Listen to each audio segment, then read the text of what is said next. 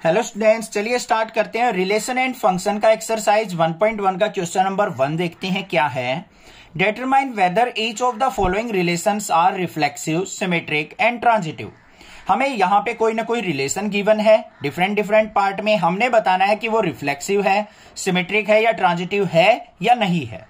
ठीक है, इसके लिए आपको एक बार इंट्रोडक्शन वीडियो जरूर देखनी है, वहां पे मैंने बेसिक कंसेप्ट बताया है इस पूरी एक्सरसाइज का। वो देख के आप क्वेश्चन करेंगे, सारे के सारे डाउट क्लियर होते चले जाएंगे। अब इस क्वेश्चन के अंदर भी देख लो क्या है। हमें एक सेट दे रखा है बच्चों, A is equal to 1, 2, 3 up to 14 तक। ये हमारे एलिमेंट्स प्रेजेंट है सेट ए के अंदर। और जो रिलेशन हमें दे रखा है वो क्या दे रखा है, एक्स वाई का relation, such that 3x minus y is equal to 0। ये हमें रिलेशन मेंशन कर रखा है कि x और y का रिलेशन जो है 3x minus y है। अब बच्चों यहां पे ध्यान से देखो, 3x minus y is equal to 0 दे रखा है, तो y is equal to किसके हो गया, 3x के। तो हमारे रिलेशन के अंदर जो पेयर बनेंगे वो क्या क्या बनेंगे, ध्यान से देखो। जब हम x की वैल्यू 1 पुट करेंगे तो y की वैल्यू हमें क्या मिलेगी, 3। देखो y is equal to 3 into 1, तो 3 1 जा 3, y की वैल्यू 3 मिल रही है, तो 1 पुट करने के बाद हमें 3 मिल रहा है, ये पेयर बन गया। फिर हम 2 पुट करेंगे, 2 3 जा 6, 2 और 6 मिलेगा। फिर 3 पुट करेंगे, 3,9 मिलेगा। 4 पुट करेंगे, 4,12 मिलेगा। यहां पे 4 पुट करते चले जाओ, 4 3 जा 12, 4 पे 12 मिल रहा है हमें। इस तरीके से हमें एलिमेंट्स मिलते चले जाएंगे, बहुत सारे एलिमेंट्स बन जाएंगे, सारे पेयर बनाने की कोई जरूरत नहीं है। ठीक है, इतना समझ में आ गया। अब बात करते हैं रिफ्लेक्सिव रिलेशन की। पहले इसका बेसिक कंसेप्ट बताऊंगा, बाद में यहां पे करेंगे हम क्वेश्चन। रिफ्लेक्सिव का मतलब क्या होता है, रिफ्लेक्सिव कि मतलब सेम चीजें प्रेजेंट हो हमारे रिलेशन के अंदर। जैसे a, a, अगर x की वैल्यू a है तो y की वैल्यू भी a ही प्रेजेंट होनी चाहिए हमारे रिलेशन में। या फिर b, b, या फिर कह सकते हैं 1, 1, 2, 2, ऐसे x और y की वैल्यू सेम वैल्यू अगर हमारी रिलेशन के अंदर प्रेजेंट होगी तो हम उस रिलेशन को रिफ्लेक्सिव कह सकते हैं। बट यहां पे तो प्रेजेंट नहीं है, तो फर्स्ट पार्ट में हमें रिफ्लेक्सिव चेक करना है, तो हम यहां पे क्या लिखेंगे, 1, 1, 2, 2, 3, 3 नॉट बिलोंग्स टू रिलेशन। ये ऐसे हमारे पास यहां पे रिलेशन के अंदर प्रेजेंट नहीं है एलिमेंट्स का पेयर, तो यहां पे क्या लिख देंगे हम, सो रिलेशन इज नॉट रिफ्लेक्सिव। देखो भाई, थोड़ा सा डिफिकल्ट जरूर होता है ये रिलेशन एंड फंक्शन का चैप्टर, बट थोड़ा सा आपको पेशेंस रखनी पड़ेगी। पूरी वीडियो देखिए, समझ में गारंटीड आएगा रिफ्लेक्सिव, सिमेट्रिक और ट्रांजिटिव का मतलब। दूसरे पार्ट के अंदर हमें क्या देखना है, सिमेट्रिक चेक करना है। सिमेट्रिक का मतलब क्या होता है, पहले वो समझ लेते हैं। सिमेट्रिक का मतलब होता है बच्चों, अगर a, b belongs to r है तो हमारा b, a भी क्या होना चाहिए, बिलोंग्स टू r होना चाहिए। अगर एलिमेंट्स को हम एक्सचेंज कर दें, अगर वो दोनों रिलेशन के अंदर प्रेजेंट मिल जाएं, तो हम उस रिलेशन को सिमेट्रिक रिलेशन कह सकते हैं। ठीक है, अब यहां पे देखो 1, 3 बिलोंग्स टू r। 1, 3 क्या है, रिलेशन के अंदर बिलोंग करता है। बट आप इसके सारे एलिमेंट्स लिखोगे ना तो आपको 3, 1 नहीं मिलेगा। तो यहां पे आप देखोगे 3, 1 नॉट बिलोंग्स टू रिलेशन। कैसे पता लगेगा, देखो 3, 1 को चेक करके देखो, ये x की वैल्यू होगी, ये y की वैल्यू। अब रिलेशन में अंदर 3x की वैल्यू पुट करके देखो, यहां 3 पुट कर दिया, 3 3 जा 9 आ जाएगा, तो 3, 9 आएगा। 3, 1 तो आएगा ही नहीं कहीं पे भी, तो ये क्या हो गया, not belongs to relation. So this is not symmetric, तो ये रिलेशन सिमेट्रिक नहीं है। हो गया क्लियर। लास्ट जो होता है हमारा ट्रांजिटिव रिलेशन होता है, उस ट्रांजिटिव रिलेशन को भी समझ लेते हैं एक बार। ट्रांजिटिव रिलेशन के अंदर क्या होता है बच्चों, अगर a, b belongs to r है और b, c belongs to r है। ध्यान से देखो मैंने क्या कहा है, a, b r से बिलोंग करता है और b, c belongs to r है, तो हमारा a, c भी क्या होना चाहिए, बिलोंग्स टू r होना चाहिए।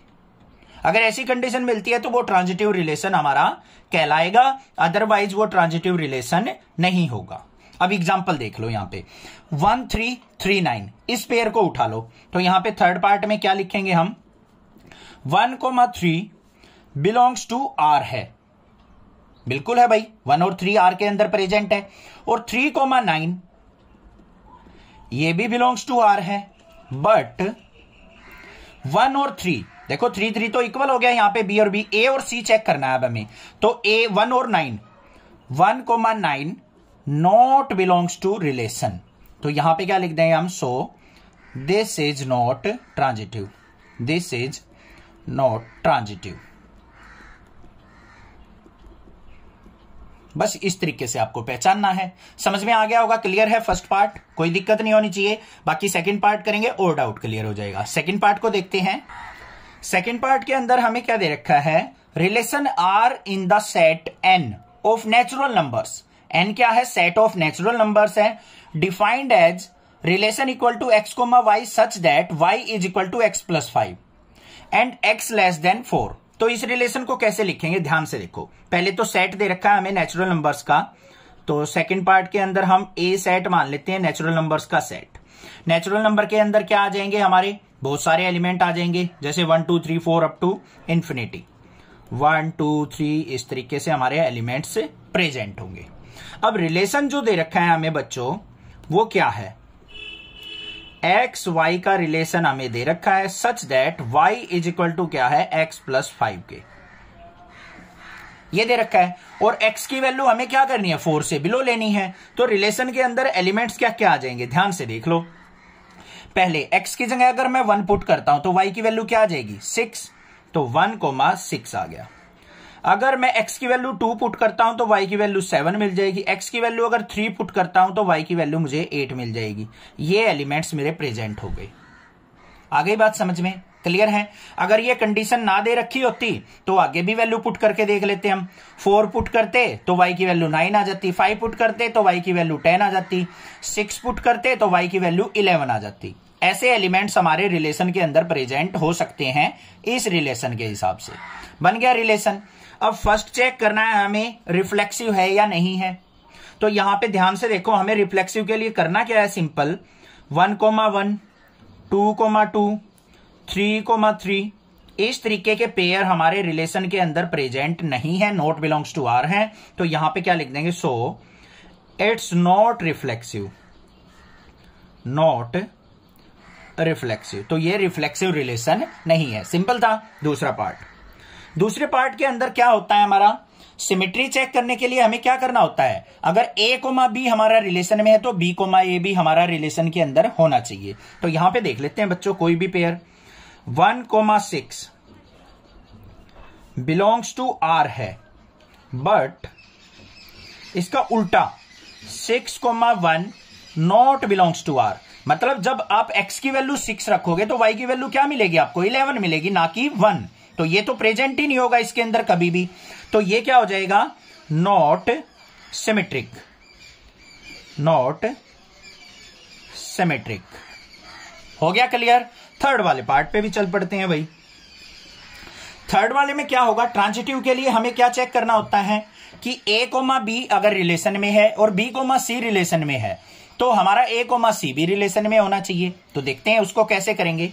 यहां पे एग्जांपल ले लेते हैं हम, जैसे 1,6 बिलोंग्स टू आर है, 1,6 बिलोंग्स टू आर है, और 6,11 ये भी बिलोंग्स टू आर है। देखो कैसे, यहां पे वैल्यू बेसिक से प्रेजेंट नहीं है। अगर मैं x की जगह 6 पुट करूं बच्चों तो y की वैल्यू मिलेगी क्या मुझे, 6 और 5 11, तो 6 और 11 ही तो मिलेगी इस रिलेशन से। तो ये भी हमारा रिलेशन के अंदर हो सकता है अगर x लेस देन 4 ना दे रखा हो तो ये भी हो सकता है।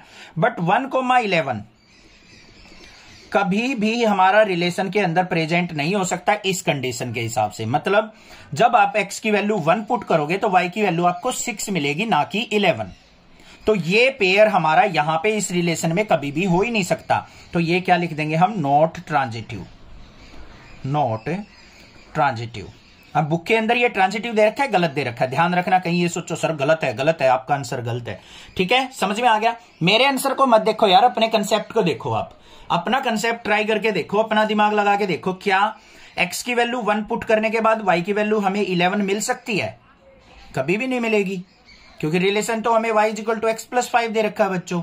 तो ये क्या हो गया? नॉट बिलोंग्स टू r, तो नॉट ट्रांजिटिव, या ये हो गया हमारा रिलेशन। क्लियर है? और एक बात, आप अगर मान लो 1,6 नहीं लेना चाहते तो 2,7 से भी चेक कर सकते हो। तो 7,2 भी हमारा क्या होना चाहिए? बिलोंग्स टू r होना चाहिए। इस तरीके से आपको देखना है, कोई भी पेयर लेके आप चेक कर सकते हो। समझ में आ गया? थर्ड पार्ट पे चलते हैं। थर्ड वाले के अंदर हमें क्या दे रखा है?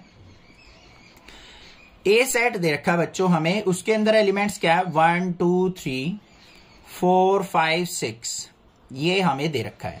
और रिलेशन क्या है बच्चों? ध्यान से देख लो, x, y का relation such that y is divisible by x, कि y जो है x से डिविजिबल होना चाहिए, फ्रैक्शनल वैल्यू नहीं आनी चाहिए, कंप्लीट डिविजिबल होना चाहिए। ठीक है, तो क्या क्या हो सकते हैं हमारे यहां पे रिलेशन के अंदर एलिमेंट्स? 1,1 हो सकता है, 2,2 हो सकता है, क्योंकि 1 1 से कंप्लीट डिवाइड होता है, 2 2 से डिवाइड होता है, 3,3 भी हो जाएगा, 4,4 भी हो जाएगा, 5,5 भी हो जाएगा, 6,6 भी हो जाएगा। और क्या हो सकता है? देखो ध्यान से, 2,4 भी हो सकता है, 2,4, ये x ये y, तो y जो है x से डिविजिबल होना चाहिए, तो 4 को 2 से डिवाइड करेंगे, 2 आ गया डिवाइड होके, कंप्लीट डिवाइड हो रहा है, तो हो सकता है 3,6 भी हो सकता है। बट 6,3 और 4,2 नहीं होंगे। देखो 4,2 क्यों नहीं होगा? ये x हो गया, ये y, तो उसने क्या कहा है? y जो है x से डिविजिबल होना चाहिए। y की वैल्यू क्या है? 2, x की वैल्यू क्या है? 4, इसको डिवाइड करेंगे 1/2 आ रहा है, फ्रैक्शनल वैल्यू आ रही है, ये हमारा कंप्लीट डिविजिबल नहीं माना जाएगा। तो ये एलिमेंट्स हमारे प्रेजेंट होंगे किसके अंदर? रिलेशन के अंदर। आ गए हमारे पास। ठीक है, अब बात करते हैं फर्स्ट वाले पार्ट की। अब इस रिलेशन के अंदर देखो 1,1 2,2 3,3, ये ऐसे एलिमेंट्स प्रेजेंट है हमें, ये बिलोंग्स टू r है। सो रिलेशन इज रिफ्लेक्सिव। तो रिलेशन क्या है हमारा? रिफ्लेक्सिव रिलेशन है, क्योंकि ये हमारे r के अंदर प्रेजेंट है। सेकंड वाले पे चलते हैं। सेकंड वाले में क्या है बच्चों हमारा? ध्यान से देखो, यहां पे 4,2, ये 2,4 बिलोंग्स टू r है, but 4,2 not belongs to r। 2,4 तो है हमारा रिलेशन के अंदर, बट 4,2 हमारा रिलेशन के अंदर नहीं है, क्योंकि 2 हमारा 4 से डिवाइड नहीं होता कंप्लीट। तो ये क्या हो गया हमारा? Not a symmetric. क्लियर हो गया? थर्ड वाले पे चलते हैं भाई। थर्ड वाले के अंदर क्या हो जाएगा हमारा? क्या लेने हैं हमें पेयर? ध्यान से देखो 1,2, 1 जो है वो 1,2 भी आएगा यहां पे एलिमेंट्स, भाई हमने लिया नहीं है, तो यहां पे एलिमेंट्स और भी प्रेजेंट हो सकते हैं, 1,2 भी हो सकता है, क्योंकि 2 1 से डिवाइड होता है। ठीक है, तो 1,2 यहां पे प्रेजेंट है, और 2,4 भी प्रेजेंट है, बिलोंग्स टू r। तो यहां पे 1,4 भी प्रेजेंट होना चाहिए हमारा, तो 1,4 ये भी आल्सो बिलोंग्स टू r, क्योंकि 4 जो है डिविजिबल बाय 1 होता है। तो ये क्या हो जाएगा हमारा? ट्रांजिटिव हो जाएगा, ट्रांजिटिव रिलेशन। माइंड में बस एक बात याद रखनी है आपको, देखो a, b और b, c अगर ये रिलेशन में है तो हमारा a और c भी रिलेशन के अंदर होना चाहिए, तो हम ट्रांजिटिव कहेंगे। ये कंडीशन होती है हमारी। तो 1,2 यहां पे a, b, ये b और c, तो a और c भी हमारा प्रेजेंट होना चाहिए, तो 1,4 भी यहां पे प्रेजेंट हो सकता है, क्योंकि 4 जो है कंप्लीटली डिविजिबल बाय 1 है। तो ये क्या हो गया हमारा? Transitive relation. क्लियर हो गया? थर्ड पार्ट भी कोई दिक्कत नहीं है। नेक्स्ट मूव ऑन करते हैं इसके फोर्थ पार्ट पे। फोर्थ पार्ट के अंदर हमें क्या मेंशन है? Relation R in the set z of all integer defined as x, y such that x minus y is an integer. ध्यान से सुनो, उसने क्या कहा है कि हमारे पास जो सेट है उसके अंदर क्या है? हमारी इंटीजर वैल्यू है 0 +-1 +-2 +-3, इस तरीके से हमारे पास वैल्यूज बहुत सारी प्रेजेंट है। और रिलेशन क्या है हमारा? x, y such that x minus y is an integer. तो x माइनस वाई का रिजल्ट क्या आना चाहिए, इंटीजर निकल के आना चाहिए। तो हमारे रिलेशन के अंदर कौन कौन से एलिमेंट बन जाएंगे, बहुत सारे पेयर बन जाएंगे बच्चों। 0,0 बन जाएगा, x की वैल्यू 0, y की वैल्यू 0, 0 माइनस 0 0 आ गया। 0 हमारा क्या होता है, इंटीजर होता है, ठीक है। 1,1 हो जाएगा, 2,2 हो जाएगा, -1, -1 का भी पेयर बन जाएगा। ऐसे ही हमारा -2 और -2 भी बन जाएगा, और भी 3 - 2 भी, बहुत सारे यहां पे हमारे एलिमेंट्स बन जाएंगे। तो अभी हम चेक कर लेते हैं यहां पे फर्स्ट रिफ्लेक्सिव है या नहीं है। अब रिफ्लेक्सिव के लिए क्या है यहां पे, 0,0, 1,1, 2,2, ये सारी चीजें क्या है, बिलोंग्स टू आर है। सो रिलेशन इज रिफ्लेक्सिव। क्या है, रिलेशन रिफ्लेक्सिव है, ठीक है भाई, कोई दिक्कत नहीं। सेकंड वाले पे चलते हैं। कोई भी पेयर मान लो आप, मान लो 1,2 है, बिलोंग्स टू आर। 1,2 भी तो हो सकता है यहां पे प्रेजेंट, क्योंकि x माइनस वाई, 1 - 2 करेंगे, -1 आएगा, और -1 क्या है, हमारा इंटीजर है। तो 1,2 बिलोंग्स टू आर है, और 2,1 ये भी ऑल्सो बिलोंग्स टू आर है, क्योंकि 2 में से 1 सब्ट्रैक्ट करेंगे 1 आएगा, 1 भी हमारा क्या है, इंटीजर है। तो दोनों से हमारा क्या आ रहा है, रिजल्ट इंटीजर आ रहा है। तो हम यहां पे क्या कह देंगे, सो रिलेशन इज सिमेट्रिक। समझ में आ गई बात, ये भी दिक्कत नहीं है, कोई दिक्कत नहीं है। अब यहां पे एक छोटा सा माइंड के अंदर डाउट क्रिएट हो सकता है, उसको मैं क्लियर करता हूं। अब यहां पे हमें बच्चों x माइनस वाई दे रखा है, 1 में से 2 सब्ट्रैक्ट किया, आपके पास आ गया -1। 2 में से 1 सब्ट्रैक्ट किया, आपके पास आ गया 1। अब आप ये कहोगे सर ये -1 आया, ये 1 आया, तो आपने इसको सिमेट्रिक कैसे लिखा, रिजल्ट तो दोनों में अलग आ रहे हैं। बच्चों हमें यहां पे रिजल्ट नहीं देखना है, हमें यहां पे क्या कह रखा है, जो रिजल्ट है वो इंटीजर होना चाहिए। क्या होना चाहिए, हमें बस ये चेक करना है कि रिजल्ट जो है वो इंटीजर आ रहा है या नहीं। इससे भी इंटीजर आ रहा है हमारा, इससे भी इंटीजर आ रहा है, इसका मतलब ये दोनों रिलेशन हमारे यहां पे प्रेजेंट हैं। तो इसका मतलब ये क्या हो गया, सिमेट्रिक।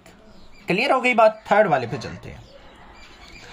थर्ड वाले के अंदर क्या होगा, ध्यान से देखो, 1,2 अगर बिलोंग्स टू आर है, अभी हमने देखा था 1,2 इससे बिलोंग करता है, और 2,3 ये भी बिलोंग्स टू आर है।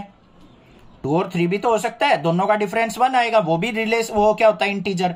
तो हमारा 1,3 भी क्या होगा बच्चों, बिलोंग्स टू आर होगा, क्योंकि इनके डिफरेंस से हमेशा इंटीजर वैल्यू ही मिलेगी। तो ये क्या हो जाएगा हमारा, ये ट्रांजिटिव भी हो जाएगा, ट्रांजिटिव रिलेशन।